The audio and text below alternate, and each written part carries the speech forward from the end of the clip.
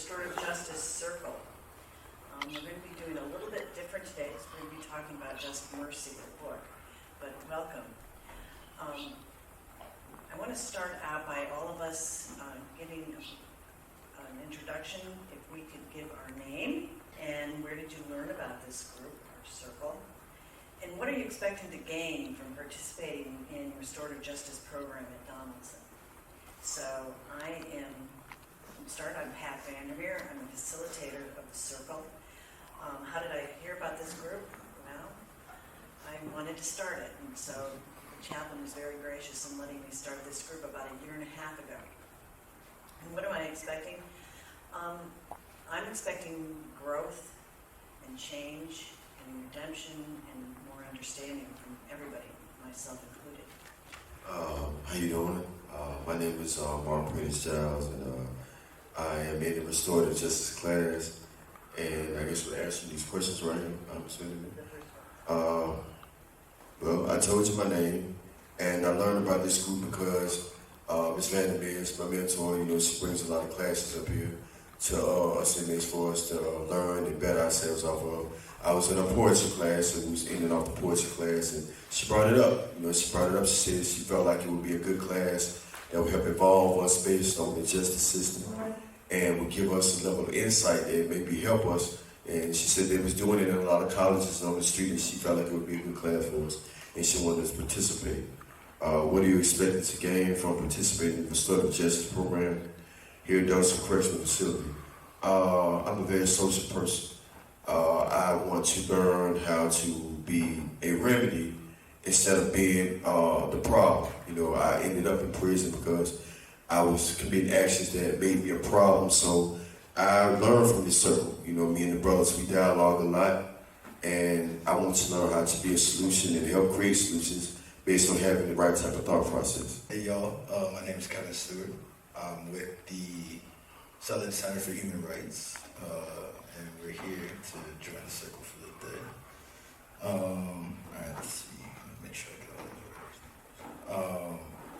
So that's how I learned about the group and what I'm expecting to gain. I just want to hear from y'all. Like, I want to hear your perspectives on this book. I know I read it before, and I want to hear from those who are also like affected by a lot of these topics. My name is Lionel Smiley. I learned about this group when I was at Holman, and I actually participated in Restorative Justice, Dr. Swanson's class. What I am expecting to gain from this Restorative Justice is some peace, and to learn, and to impart knowledge, wisdom, and understanding into the lives of others, and that the individual that I got into it with, that his loved ones would understand more about this Restorative Justice class, and that they would learn as much as they can learn about it. And, you know, two wrongs don't make it right. I didn't read the book, but I saw the movie Just Mercy. Okay, just Pat, we're just doing your first section. First, that's it. Y'all would hold the mic up closer so you get the audio closer. Hold the mic up closer so you get the audio closer. Oh, man, no, you ready? Good afternoon, or still, my name is Anthony Latham, and I learned about this program from various sources, and what I'm always expecting to gain from different typical type of programs such as this one is because it challenges my prison sense. This class here gives me a better understanding of what people don't want you to understand about redemption and atonement and trying to do better and trying to make the right corrections of the areas of the decision making. So I take this class because it helps me to better facilitate my thought process, help me to better move and understand myself and my people, and just the overall goal of just trying to be a better man each and every day as I move forward in life, and not try to go back to the rate of just chaos and losing control of just being in prison. And so that's why I take this class, and I try to gain just a momentum of shift in my mind to better help my child and my mother and my brothers, to better help them on the streets, so they'll be able to see that everybody deserves a second chance no matter what you've done. There's always can always be a better way to maneuver one's emotional, emotional stress level as you move on through life in difficult problems, different situations. So this class here has taught me a lot about just being more calm, more humble, and more open-minded to listen to other people's views and taking their thoughts into consideration if I've done wrong, if I've caused harm, and if I've just overlooked whatever they said or spoken or tried to implement into my own mind. So with that, I pass. My name is James Brooks. How did I learn about this group? I learned about this group, Brother Greg. You know, we had a heated conversation one night, and one morning, rather. And at the end of the conversation, we discovered we had we could relate in certain ways, you know what I'm saying, before our childhood. And that would encourage me to be a part of this program. What am I expecting to gain from participating in this program? At first, I didn't have no idea what I was expecting, you know what I'm saying? But now, I'm expecting to learn more about, you know, the pain I caused, you know what I'm saying, some people and family and stuff like that. And at the same time, once I analyze that, I could be able to give some input, you know what I'm saying, give my perspective on what to do to keep doing this thing again. Hi, my name is Ash Long. I'm one of the visitors today, so that's how I learned about the group from Maya, who brought us here. And I guess what I'm expecting to gain, a bunch of us are in school right now, law school, and we hear a lot about the criminal justice system from like professors and like books. But I think it's one thing to hear about what justice means in that context, and another thing to hear from people who are impacted by the criminal justice system, what it means to them. So that's what I'm really here for, is to hear everyone's perspectives. Good morning, everybody. My name is Michael Stewart. I've learned about this group, this program, through various individuals. I first heard about it when it's down there, down in Hope. But I had no idea what restorative justice was. So when the opportunity came that it was being taught here, was having this class here, a mutual friend, he told me about it, and I eagerly joined the class. So what I plan to take away from this is a deeper understanding of what restorative justice is. Because I think a lot of people is dumbfounded to that.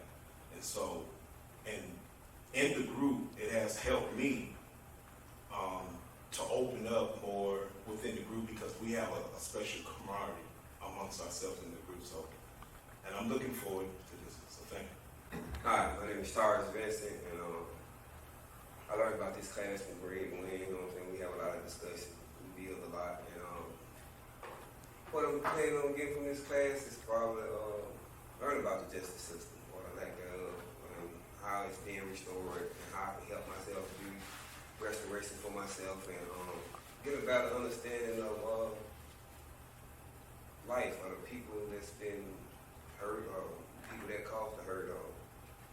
Thank you. My name is Gregory Wynn. I learned about this group from having conversations with Ms. Pat Vanderbilt. We were messaging back and forth about things to do with restorative justice. But as she shared more information with me about this group, I realized that us as a group of inmates, we had started this chapter in our lives in a group years prior when we started the Life Without Parole support group.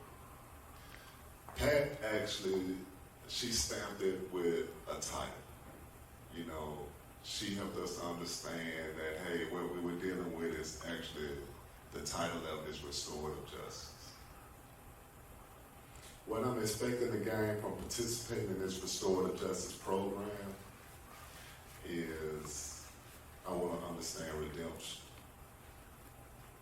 And I pass with that. Hi, I'm Maya Chowdhury, and I learned that you all were doing this group from Greg, and I learned from Pat that we could join as visitors, and I just want to say that we're all, we thank you so much for welcoming us into this space, and we're just so happy to be here and have this opportunity to join you today. And I am really hoping to learn from you all, where you're at on this journey of restorative justice. I think it's something I've gotten to study in school and read about academically, and I am really excited to have this conversation in a more practical way and think about how restorative justice can really be applied and what it can mean for people's lives and how we can use it to actually change systems and make Alabama a better place. Hi, my name is Matt Maddox, and I'm a student of Ms. Pat. That's how I learned about this class.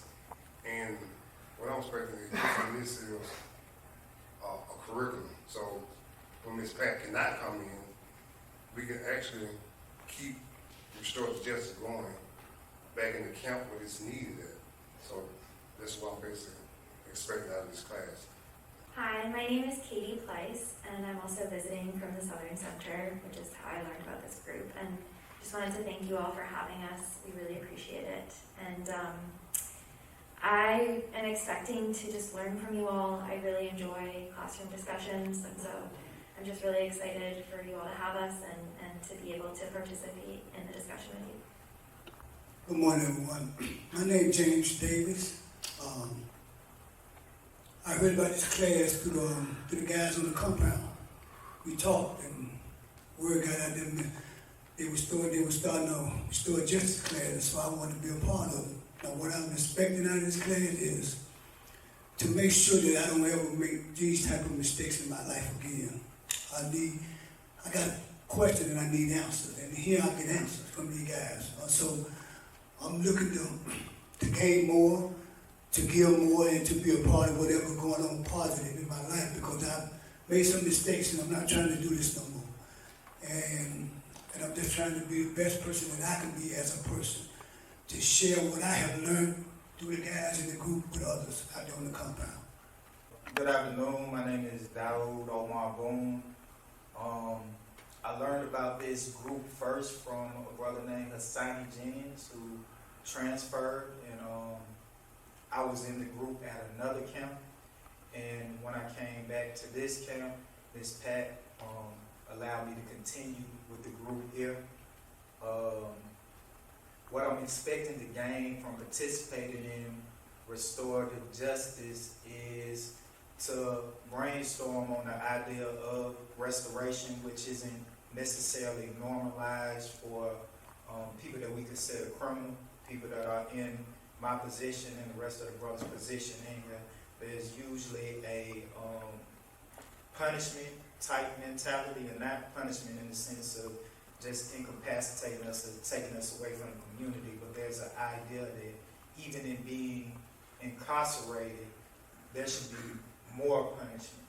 Like, not just being away from our families is punishment, but we should be treated less dignified, without ideas of restoration. Like, the idea of just a criminal or somebody that has harmed or somebody that has done wrong being restored is interesting to me, as well as the idea of the community being restored, because the community can't be restored without us. We can't be restored without the community. So just that idea of restorative justice, which is so far outside of the norm of how we deal with things, I think is needed, and I think it will be something that can perpetually change the state of the world and our communities in general. So that's what I hope to gain. little agency over our voice and our narratives and how we can participate in restoring ourselves and our community. Thank you. Good afternoon, everyone. My name is Jonathan Epps. I'm another visitor with the Southern Center. And what I'm expecting to gain, Brian Stevenson was actually the reason I came to law school. The work he did with, or he's doing and has done with the Equal Justice Initiative and, you know, in this state. And so I'm just extremely interested and excited to hear how his words and his story has impacted you guys or just made you guys feel. Good morning. My name is Wilbur Aaron, and I learned about this program, of course, through Ms. Pat and various other people. And what I plan to take away is actually restoration, restoring not only myself, but restoring others to the point to where I am. And the only way we can do that is to continue to encourage one another about not only what has happened here to get us to prison, but what's going to happen, what we need to do to keep us out of prison. So with that, I'll pass. Good morning. My name is Derek Singleton. And I learned about this group first from other men that was transferred into this camp that talked about the program at other camps. And when I heard that through Chaplain Adams, a class was going to be started here by Ms. Pat, I decided to join because I saw the program not just as a class, but as a movement to help myself, my family, my community to understand what happened in the hearts and lives of victims when they fall victim to crimes and hurts, as well as understand the part of the perpetrator as well, what they was going through at the time they committed the crime. And also, I felt this class will help me personally develop into a better person, as well as understand my part in the healing process through restorative justice, creating safe environments where people with conflicts and problems can sit down and actually peacefully vent and talk out what happened that hurts their pains and how they feel about what happened, so that we can both as a victim and a perpetrator move forward in our lives and be productive in our communities that we're in to help others also that are stuck in situations such as that. And I pass with that. My name is Kenneth Loggins, a former death row inmate. A friend of mine I was on death row with, Tim Davis, had been coming to this class. And there's probably 4 or 5 different occasions that he came to me, you need to go to this class. You need to check this class out. So finally, after he mentioned it 4 or 5 times, I came. I said, that's a cool class. Next week I came, and I'm still, many months later, I'm already gaining out of this class, I think, thoughts that I haven't thought before. See things in ways I haven't seen them. Consider things I've never considered. So it's just to grow. Maybe I can help somebody else grow too. I don't know. If I'm lucky, I will. I'm going to pass with that. My name is Milton Lucas. I learned about this class from Ms. Pat, along with my homeboy Greg. What I look to gain from this group is the ability to implement some solutions, some strategies, some type of program to put in place to address the social ills, not only in society, but in this society. I've been incarcerated for the past 30 years. So I'm looking for new ways or ways that have been proven. And this group has allowed me to see that these are proven methods if you take the time to implement them, if you take the time to work on them. And And what I'm looking to gain is for me to be able to pass this on to someone else, and they see the same gains, the same results. My name is Michael Betts. I heard about the class through Greg and Miss Pat and some other guys who've taken the class at Holman. I've written a lot of op-ed pieces attacking the system and just being really critical of the Alabama criminal justice system. I'm not from Alabama. I think they overpunish their folks. And what I realized is the stuff I was writing to the newspapers wasn't reaching anybody. But in this class, I saw the roster of guys, and I knew that these guys have ideas. I knew from what Pat described the program as, the program had ideas. So now when I sit down to write stuff to the papers or other media, I have a better idea of what approach they're more accepting of. I'm not going to give up on seeing change.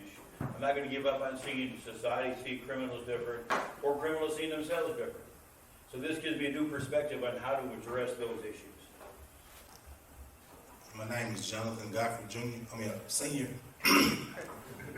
And how did I learn about this group? Being a condemned individual by sentence, I've been disallowed certain things to critique my life in this environment, because when you have a life without sentence, there's only certain things you can take until recently. So we had some rehabilitative courses there. We had a chance to be in, and I got a chance to be around a lot of different people to learn how to articulate the hurt that I gave to get the sentence that I have. So in those courses, we kind of troubleshooted a little bit on certain things on how to let that salvation come back to the people we harmed. And that's was the main reason why I wanted to be a part of this class, but I didn't know how to articulate it. So I met Miss Pat a few years back, and she introduced some self-help skills to help self-rehabilitate ourselves in this environment. So by having this opportunity to do that, I got a chance to strengthen some of my weaknesses. And what I expect to gain from this acceptance and the salvation that I have opportunity to re-integrate back to society and let them have a mirror look at what we as a whole could do by getting more involved with our family structure and community structure. That's why I wanted to get in here. That's what I was expecting the most out of it, because I think that's where the clear redemption come from, when we as a whole understand that we as a whole have to work to try to find a profitable solution. Thank you. What's up, y'all? Glad to see y'all this morning. My name is Courtney Arrington, and how I learned about this group is similar to Ms. Boone through her son Jennings at Limestone Correctional Facility. And I became a member kind of when it first started. I probably missed about a week or two. And what I hope to gain from the group is just to heal and be able to help people that I've harmed heal.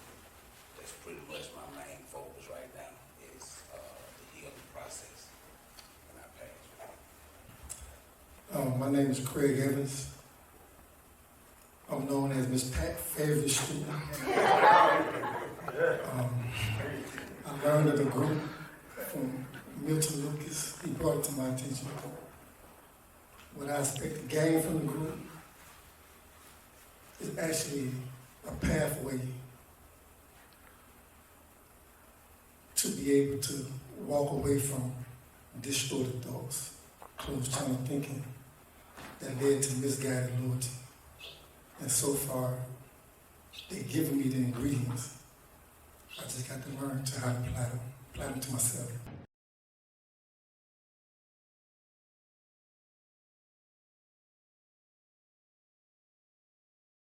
In 1999, I was sentenced to death at 18. I stayed on death row from 1999 to 2006. I was released from death row March 20 of 2006. And looking at this movie and reading this book by Brian Stevenson really gives me goosebumps. because it brings back so many memories, so many horrible memories, but also it brings back so many hopeful and joyful times because I never met Brian Stevenson, but I experienced, a lot of his influence, a lot of his hope, a lot of his work. And I really like the opportunity that we have today, to talk to a lot of interns, that are our future politicians, our future judges, our future prosecutors, our future lawyers. Brian Stevenson started out that way, an intern. Not only an intern, but they were then the Southern Prisoners Defense Committee. I didn't know that. I didn't know that name until I read this book, because I've always known the Southern Center for Human Rights. But it was ironic that, we have interns coming up from the Southern Center for Human Rights, and this is the same place that Brian Stevenson started. I think it was mentioned that, Brian Stevenson was a great influence of yours while you were here. So I showed this clipping because it's very important. It's very important when you introduce yourself to somebody, when you meet somebody, that you gain trust. And the only way to gain trust is through principles that shared with us through restorative justice, like openness, honesty, frankness. Well, I was just checking out that clip, it inspired me a little bit, like this class always does, but it just showed that some people do care. Cause really truly growing up in my community, predominantly black, it was just like he was saying, people don't care about the crime outside your community. Only thing is, they're ready to punish you when you do it. So it's like they just value you and just be able to sit in this class and talk about it and get more understanding how to restore yourself, how to get a better understanding of who you are, this justice system, how it works and how it's being restored. It always gives hope, and it just helped me out a lot when I come here and fellowship with the guys and see a better way of looking at things, understand it, get more than one way, because it's hard for me to comprehend things I can't see, so they help me see a lot better. My eyes don't work that good, my ears don't, better. I like what I like, don't like, how I go, and I'm just glad to be a part of this, and I thank y'all for coming, for real. Oh, that clipping right there they just showed, when I'm sitting there and watching that, I had a lot of things was going through me, because when the first time I heard that name, Brian Stevenson, was from the judge on my case back in 1993. I committed a crime in 1991, and I went to trial in 1993. But when I was found guilty of a capital offense, I instructed my lawyers to waive my mitigating circumstances, and I told my lawyer I wanted to get a death sentence because the prosecution had made it known he wasn't seeking death. So I was trying to get a death sentence. So the judge in my case, he didn't understand my reasoning behind it, and I wasn't trying to get a death sentence to get put to death. I had saw a 60-minute documentary where people in the state of Alabama, when you're charged with a capital offense and you're indigent, they said that if you're convicted and you receive a life without parole sentence, you basically have to become your own lawyer to get out. And so they were saying all the resources was put into people that actually received the death penalty. So, hence, I was trying to get the death sentence. So they sent a representative, it was supposed to be Brian Stevenson. So instead of Brian Stevenson coming down and talk to me, they sent this lawyer named Kevin Dawson. I don't know if y'all familiar. But he came in instead of Brian Stevenson. He got interested to talk to me. He was trying, I told him, he was trying to, I told him, you're trying to persuade me from my opinion, trying to get it. He said, no, I just want to give you some insight. I told him the reason why I was trying to get the death sentence, and he explained to me that my theory was kind of flawed. And that's when he let me know that there's people on death row that don't get adequate representation. And he gave me some examples. And so years later at St. Clair, I met Brian Stevenson, and I was really moved by the man's spirit. And I'm reading the book I actually saw the film first, then I read the book. And it's like people say, the film really doesn't do the book all that good of justice. The things that,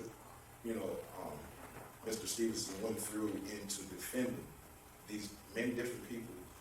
I heard him speak himself talking about, death threats. When he was at St. Clair, he spoke to him, he was telling us about the death threats that he and the family have received because of the work that they do at EJI.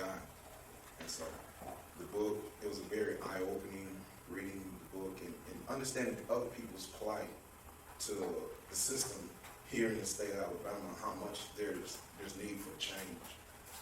If anything we take away from that, we need a change in the system. And I think, like you're saying, the restorative justice concept, I really love it because me, myself, I'm very remorseful for the crime that I committed. I took the lives of 2 individuals that I love. And I was very remorseful, and I had to deal with that. And over the years, it's hard for me to deal with that. But what gave me the catalyst to deal with it was the victim relatives. When they got in touch with me and letting me know that they had forgave me, I'm telling you, that released so much from me. I had such a burden on my chest. But knowing that the very ones that I hurt, for you to forgive me, that opened up a door for me. And that gave me back. It really did. And I'm sorry. I get this. But this restorative justice is so much needed, because I didn't realize that when I committed my crime, I had no idea that I also committed a crime against the community 2 years later. How I hurt the community and where I came from. And in this class, you realize that not only do you hurt yourself, the victim, but you hurt your community, your family, and it gives you different perspective. And I'm really looking forward to ways the way we can improve the victim-perpetrator dialogue. That is so much needed because I think right now there has been like a delay in that, but that is needed in so many of these cases because you have victims on the outside. They have unanswered questions. They have questions, and they want to know because they want to know. They want answers to their questions that only we as the perpetrators can give. And so I think the dialogue between victim and perpetrator is so amazing. You learn this in restorative justice, and I'm encouraged, and I'm looking forward to going deeper into the restorative justice concept. I'm just taking that story. Thank you for sharing. I guess one thing that the book has been making me think about in terms of like restorative justice is like when Brian Stevenson is like doing these new hearings and bringing up mitigating evidence, like going into people's like childhoods and like histories, how I guess like he's bringing up these like patterns of like violence and like hurt in communities that put the crime into like a new perspective as like something that came out of the harm that's already been done, and the fact that incarceration and the death penalty like will just continue that harm and like doesn't actually restore anything that's been lost in the community. That's just something that I guess I've been thinking about with the book. Well, I read the book and the first thing that I thought was very interesting was how the man went to the prison. Well, when he was going to the prison, how he said that this man don't want to see me, I don't know anything about no law. And that was the first time I really tried to understand the principles about what an attorney is, about what it is that they really do as far as, certain cases, certain crimes. But then as I started reading the book, I started to understand that most people that was on the opposition side, they were more against trying to really help uncover the truth. I feel like the restorative justice tries to uncover the truth between the victim, the perpetrator, the community, and just the overall system of the justice system, and trying to figure out why they don't want to, always smooth the road, always try to, make the bridge gap between whatever happened, because people make mistakes, people are not perfect, but, like in a white system as far as the justice system, when people don't know you and they just have a piece of paper with your name on it, and they say, oh, this man a criminal, he got cases when he was younger, you know, he got robberies, he got misdemeanors, and we just need to throw the book at him. And, you know, what I like about the restorative justice principles are that they bring in the community, they bring in people that will say, well, we can put him on probation, so we give him a second chance at life or something. But in this book here, I just seen opposition. I just seen opposition at every turn that man was trying to accomplish, that he was trying to help people. And from people whose lives were already better, who probably never committed crimes, who never been through a hard time, a hard struggle. So I like the in chapter 8, the poem is called Uncried Tears. And that's like a motivational factor for me to be able to keep going and restore the principle, because people will always judge you by first impressions, by your education, or just by your overall sense of when they ask you, did you do it? Why did you do it? Are you sorry? How can you amend? How can you do right? And if you have not the answers to give, then they will look at you as like they will never even remember your name. One day they may, one day they might not. So I take from the book the principle that there are people always trying to change the narrative of what they don't understand and what they don't see. So I pass it there. Once again, I saw the movie. I liked the movie. And maybe if that man wouldn't have got the help that he truly needed, he may have actually been executed. And evidently he couldn't afford a lawyer, but Bryan Stevenson did a godly thing, a great thing for stepping up and representing this man. And we do know that innocent people die on death row throughout the United States, throughout the world. And my situation, first time offender, you know, I'm not one of these type of persons in and out of prison, because you in here one time and you see how horrible it is and you don't want to come back. But you realize you made a mistake somewhere down the road. You know, whether you consider yourself right or wrong, you made a mistake, whether you was in the wrong place at the wrong time or whatever. But, you know, you end up in a place like this here. And my first thing, I cried out to God. I said, God, please help me to endure this. Help me to become a better man. You know, I don't want to die here. And in a place like this, you're either going to become a better human being or you're going to become a worse human being. And a dear friend of mine, a female friend of mine, she's real big on Bryan Stevenson. Her heart just really goes out to him concerning how he was brought up. And I'm in here, I killed a guy shot me, and I ended up killing the guy. I was unarmed, I didn't have a weapon on me at all, but they exaggerated, you know, capital murder. But anyway, I'm keeping my trust in God, and I know he's going to deliver me from prison. And I really like this restorative justice thing, because like I said, I get a lot out of it. It's refreshing, it's renewing, it helps my motivation. And all the victims, whether the victim may be dead, but there's somebody that loved the so-called, you know, victim, and their family members should take the initiative, like I say, to learn more about this here, because some people, they're holding on to hate, they're holding on to unforgiveness, and that don't get you nowhere. It only makes your health deteriorate, and people don't want to really be around people who don't want to let go of that unforgiveness. So, you know, hopefully more people will just tune in to what this restorative justice is about, so they can actually get healed. And, you know, you actually get healing when you forgive people. And just don't look at it one side, look at the whole situation as a whole. I'll leave it with that. Thanks for sharing. Yeah, I feel like about that clip specifically, I think I feel inspiration to the point of, like, I aspire to be an attorney, and hopefully I'll be able to achieve that. And I think the amount of care that you saw, like Walter saw that Bryan saw him, I think that that's something that I always want to make sure I'm able to do as an attorney. And I think, like, one thing that the book did, I think, better than the movie, was that it's not just about innocence. Like, it's not just to make sure innocent people don't go to jail.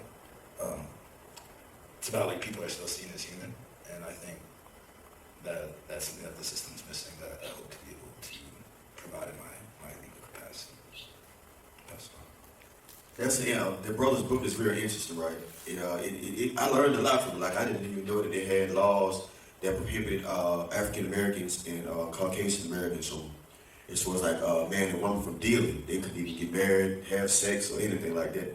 And it pretty much surprised me, right? It just showed me how in depth the level of injustice or irrational thinking was in my actual state, right? We are known for having a very off-balance legal system and justice system that needs to overhaul. There's a lot going on as far as like mistreatment of inmates because of the imbalance, because of the thought patterns are not lined up. You know, you got one group that thinks this way, one group that thinks that way. As far as restorative justice, I noticed in that clip that the brother showed where he was mentioning that he had done some harm to a woman, and he was wondering why the woman was standing by him.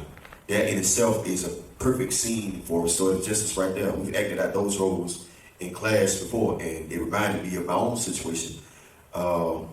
I pretty much, you know, I got caught up because I had got out of prison with, I had been locked up since I was like 18, I was young. I got out when I was 28, and I really got out with the mindset to do the right thing. You know, I worked hard every day.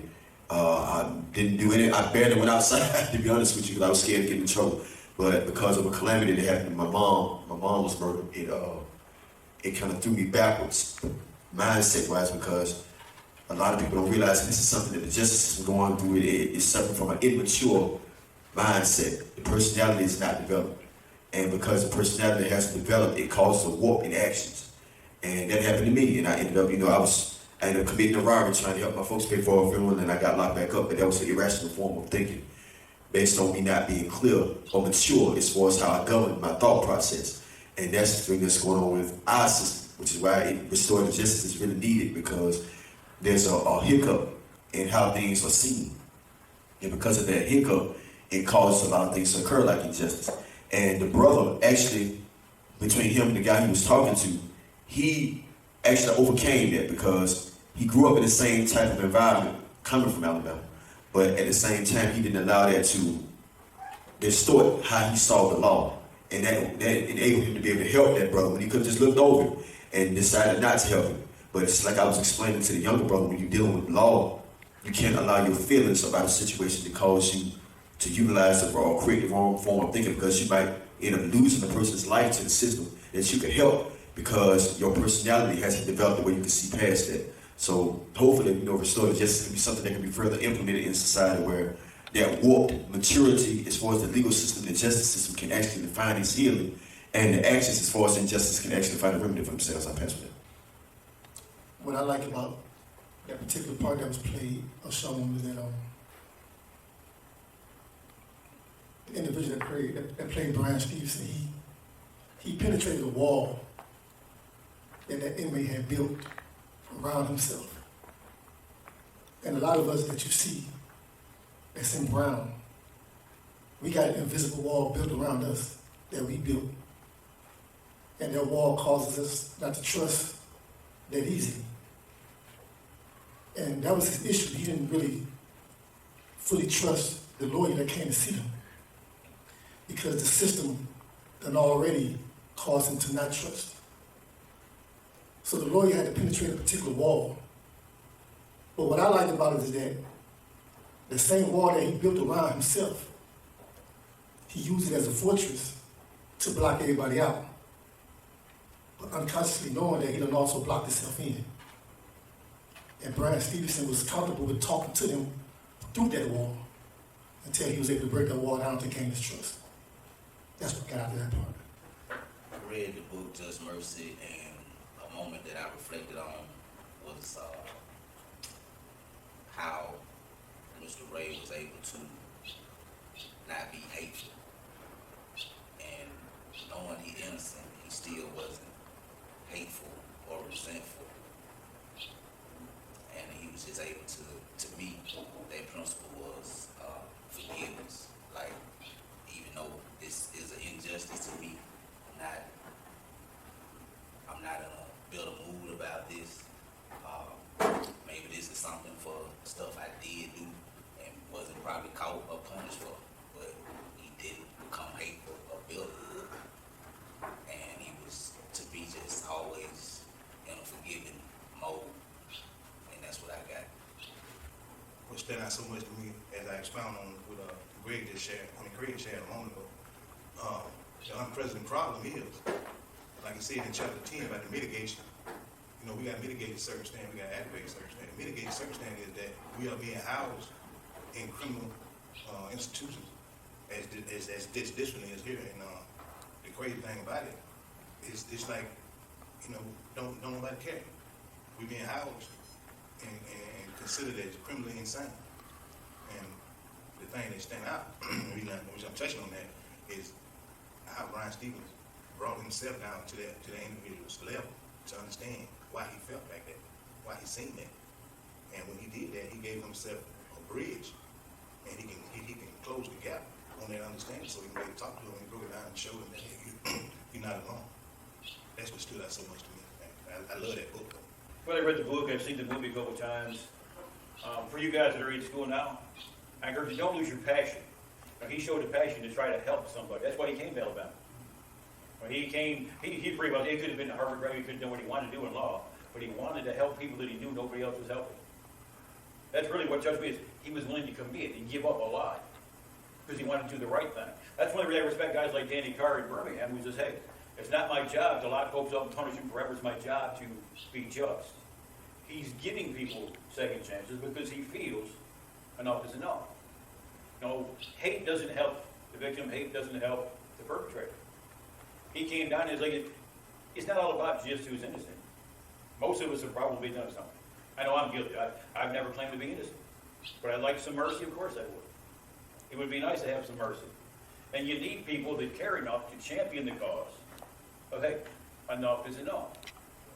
We need to discipline, but we don't need to abuse. What they do in the system, criminal justice system, would be child abuse on the street. But in here it's okay because you're incarcerated. So when you become an incarcerated, convicted individual, you don't have the rights of a human being anymore. There's no mercy, there's no anything. And I think that he saw that vision down the road. He, growing up, in the same situation, probably understood. And being from New York, we don't have as much of a racial issue. Alabama's terrible, just to be honest. I was shocked when I came down here. It's nothing like I was used to growing up. So when I got here, I understood how bad it is. And I think he put himself in that position because he knew how bad it was. And if somebody of color didn't champion the cause, nobody was going to hear the message. Nobody was going to fight for the black man in Alabama unless somebody that was qualified and cared came down here and did it. He fit the bill, and he's still trying. But it's the system you're fighting against. I said, don't give up. The system's going to try to wear you down.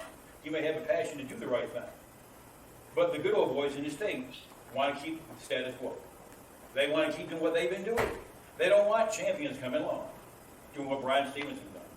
They want you guys to, it's not worth them to throw in the towel. I'll be a real estate lawyer, I'll be a multi-millionaire, and I'll be happy, instead of helping people. I've had this conversation with Greg. He's a partner of mine from Death Row. I'm probably the only guy right here in this room who questions Brian Stevenson, who might not have nothing good to say, because I definitely got some thoughts on this guy. I don't know how well y'all know the appeal process, but when you got a capital murder case, Alabama direct appeal mandatory, then collateral appeals, then you better have somebody come on board, or you better know the law. You're on your own. And so I'm on death row. Got a couple doors down from me, Tommy Arthur. This is his Rule 32 deadline. State of Alabama moves, gets an execution date set. A couple of 2-3 days before they're going to kill him, Greg Hunt calls his lawyer and says, hey, here's what's going on, can you help us here? They file an appeal, get a stay, and save him. But a couple of weeks after Tommy Arthur missed his appeal, Chris Barber misses his Rule 32 deadline. Next step, State of Alabama is asking, hey, set an execution date. I'm maybe 2 months from my deadline. I get literally 4 or 5 books of stamps. And every lawyer address I can find from here to Timbuktu and back. That's not my letters. Here's my name, here's my situation, here's what's up, I need some help. 2-3 people send some letters to EJI, 4 of my letters. A law firm in New York ended up taking my case. But Randall Suskin and I can't remember the woman that came with him came to Hope. So we've received some of these letters that you've written. We're aware of your situation. Please don't write any more of these letters. And I looked at him, and my exact words were, why the not? Dude, here waiting on the state to set him an execution date. My deadline's coming up. And you come all this way to tell me you know about my case, that tells me you know about Chris Barber's case and you know about it. To the point that I question, did he come so jaded that, okay, you're willing to, Alabama executes an undefended man so that you can come back and say, hey, look at what Alabama did, y'all. Like, I really question, like, dude, was you really about to sacrifice one of us? Because you fought this fight so long, you've become so jaded, you've banged your head against the wall so many times. Chill, like, I question that. Like, were you really, like, just gonna turn your eyes? I don't know. I don't want to make that accusation on me, but I got that question and I read the book and I'm like, my radar don't go off. I see sincerity when I'm reading the book. But the events I went through, they don't jive, and I don't know what happened right there. If I can say anything, man, it's don't let this system beat you down to the point that you just found. That's what they want. That's what they want. They want you to turn. They want you to go back. They want you to keep on. Because they do it with our families. You can ask everybody here who's ever had a visit.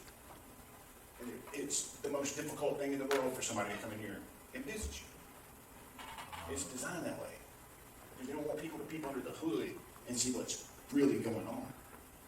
Because there's no way I can sit in a cell block and literally, no police, dude stabbed through his arm, into his side, into his rib, standing in a shower, begging, please somebody come help me, I'm bleeding to death. That's criminal. I'll put anybody in that situation on the street, I'm going to prison. Man, this happens in here every day. It's because they don't want you to peep under the hood and see the truth, because when the truth comes out, it's over. And we need people like y'all that still got that spirit, still got that fight, still got that youth. And don't let them beat you down, man. Don't let them take your job. If you don't, you don't have a life. Well, I did have opportunity to see the movie, but I hadn't read the book yet. But I am motivated to read the book. I enjoyed the movie very much. And from hearing that the book is better, I'm looking forward to finally reading the book. I too am looking forward to reading the book. The clip was very inspiring, encouraging. What I saw there was Brian Stevens reaching out in love. And part of this restoration, part of this redemption is to restore us and give us a love that would extend not just in our community, but throughout the world. And I believe this, that it's going to start with us. But we can't allow the system to beat us down. There has to be a restoration first in your mind. You have to change your mindset. I've been here over 25 years, but yet I'm still pressing. Yet I still have a hope. I have not. Look, I hate complaining. If I'm going to complain on anyone, it's going to be myself. But I'm not going to complain on myself, because complaining to me is going to do no good. But action, your action, what are you thinking? The Bible says without a vision, you're going to perish. You got to have a vision. I got a vision of one day I'm coming up and I'm coming out of this place. And ain't nobody going to change that. I don't care what they doing in here, how they doing it. Look, I'm coming up and I'm coming out. And that's my vision. Now, I know they do a whole lot of horrible things in here. Yes, I've seen it all. But yet, I'm still looking to my vision. And my vision one day is to form another youth service like I did right here in prison. If I did it here in prison, I can do it on the outside. And I just want to encourage y'all to that. Man, look here, so I know there's a whole lot of stuff going on in this prison. But man, look here, keep your focus on your vision. It's not God's will that we stay here. Yes, we messed up. Yes, we made some mistakes. But we don't have to continue to make the same mistakes that got us here. Yeah, a lot of what you guys have said really resonates with me. I think one thing I've always taken from Just Mercy and Stevenson's story is there's a moment in the book, and I don't think it's in the movie, where Stevenson's in a courthouse and the judge basically not mistakes him, but calls him the defendant. Right? Y'all remember that? And, you know, he's talked about that in several of his speeches. It's a moment that, from my understanding, really defined how he views the system and his career in general. And I reflect on that moment just as a black lawyer in training, because, you know, representing or being trained to represent clients who in a lot of cases look like me, look like my uncles, my friends in a lot of cases. I feel like I've learned that, you know, doing this work while dealing with a lot of the trauma, you know, sharing a lot of the same trauma that y'all have is inherently difficult, and it's really tiring. And, you know,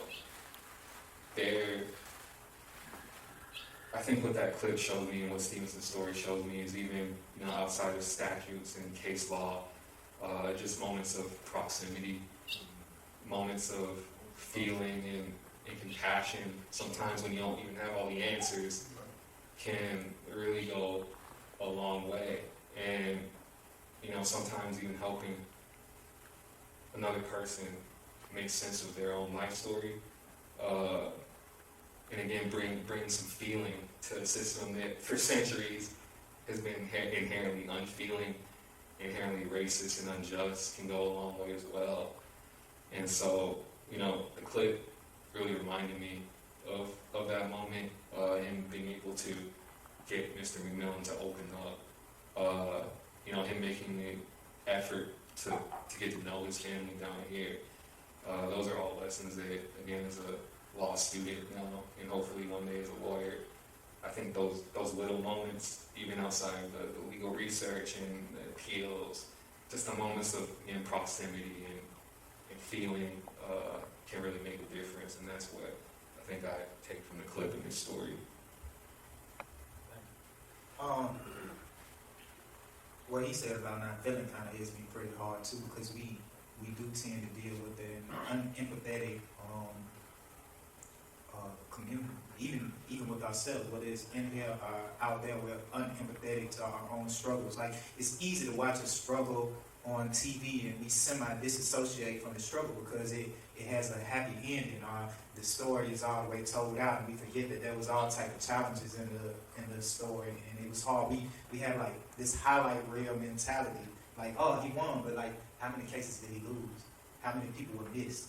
How many of us have our own stories that nobody listens to and nobody cares about, that nobody values? We each have an individual story outside of that story, but we watch this in awe, as if our lives are not real and the TV is real, and it can make you cynical, it can make you passionate, and that's why I think that so many of the individuals that spoke before, you could hear their passion.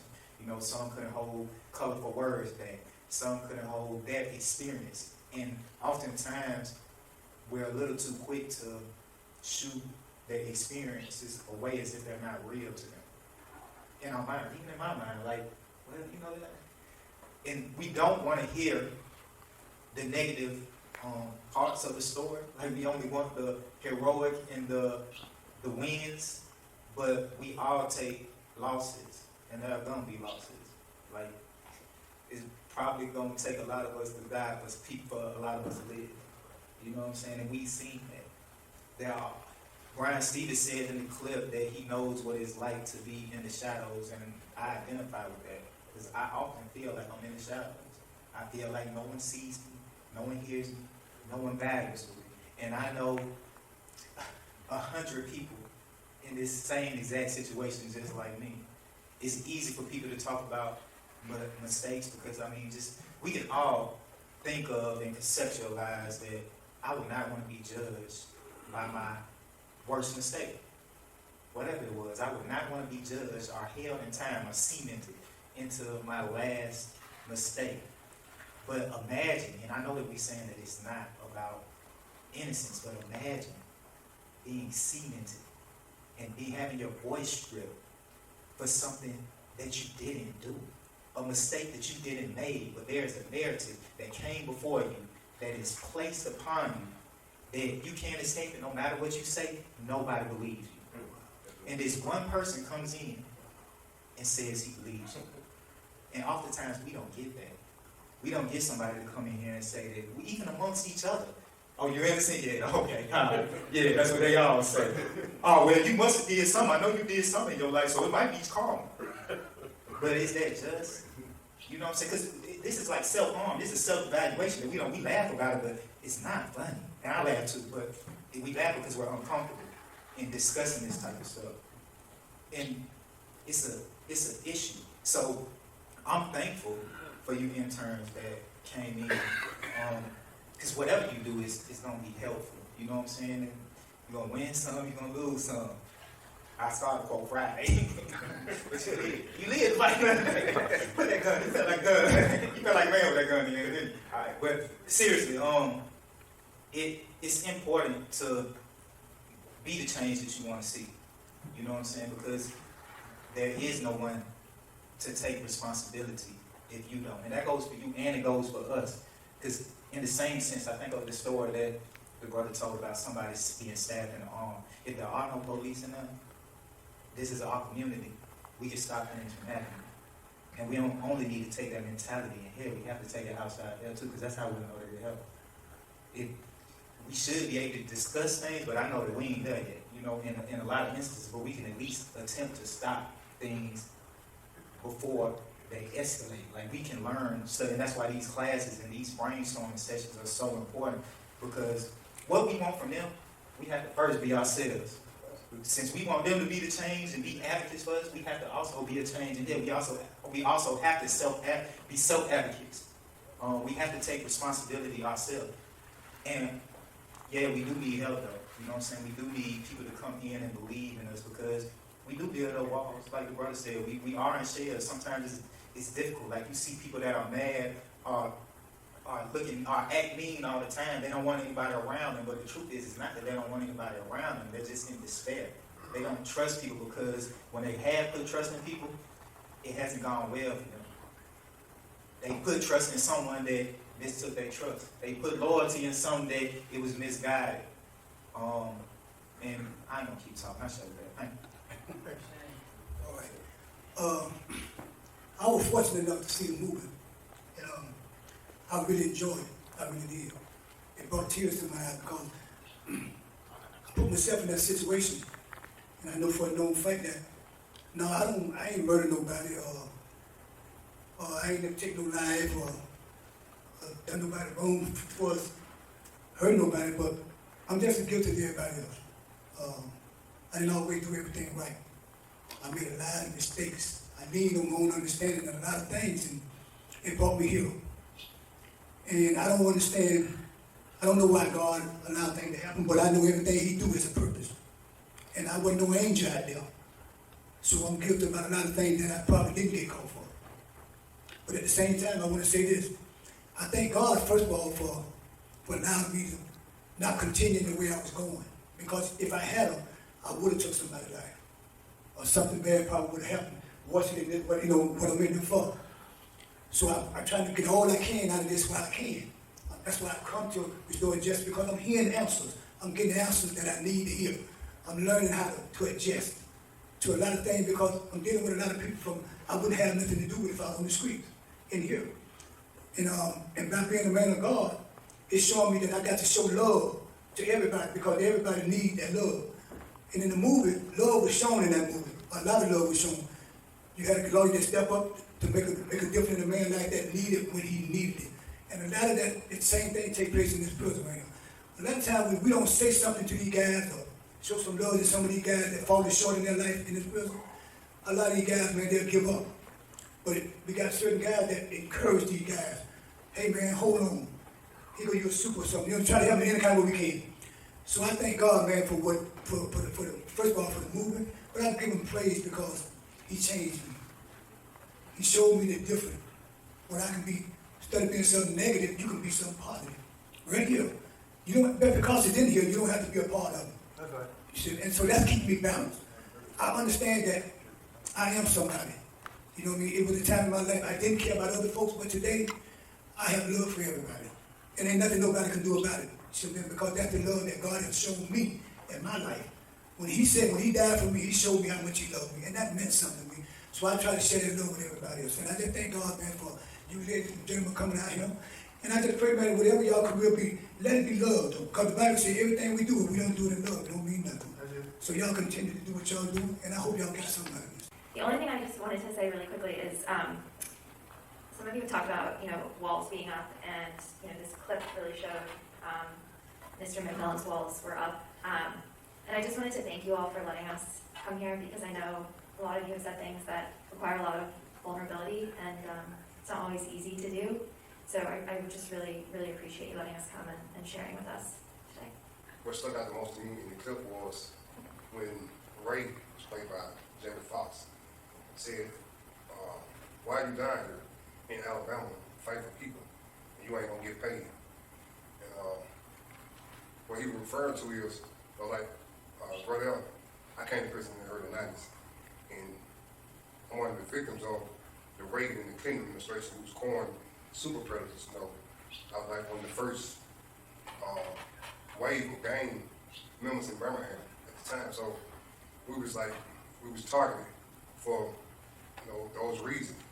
But in the 90s in Birmingham, we didn't have public defenders.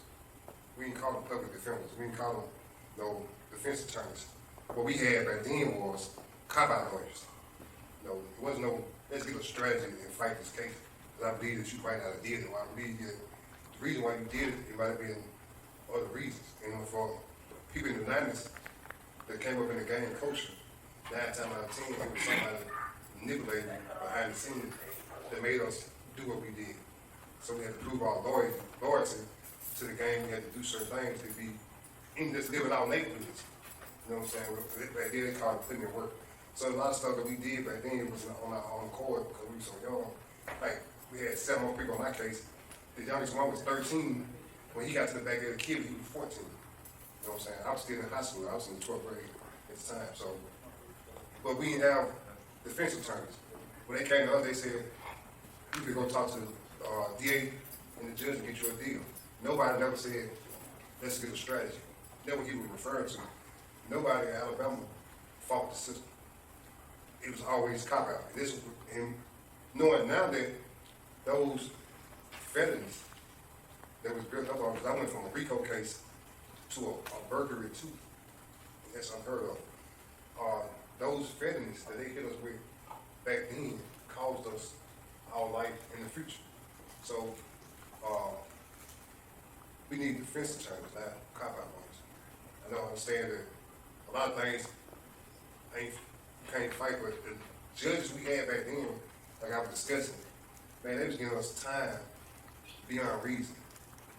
What's my idea? Birmingham was notorious for getting out more time than anybody. So, with that, I pass. Thanks. I'll just quickly share that one of the things that I really noticed in the book was how Brian always showed up as his authentic self when he was working with people, as I think many of you have pointed out, that he shared so much of himself. I didn't think he had to change who he was to represent people in court, and I think it really allowed people space to be who they were with him, because I feel like in the legal system so much we're asked to change who we are when we come to meetings with lawyers or go to court, and the system gets better when we can be who we are and we can acknowledge how we've been harmed in the past and work on healing that, and that type of lawyering he does is what really makes the difference. And similarly, I like Katie, I really appreciate that you all have been so authentic with us today, and I feel like it really reflects how committed you are to these values. Okay. Thank everybody for participating.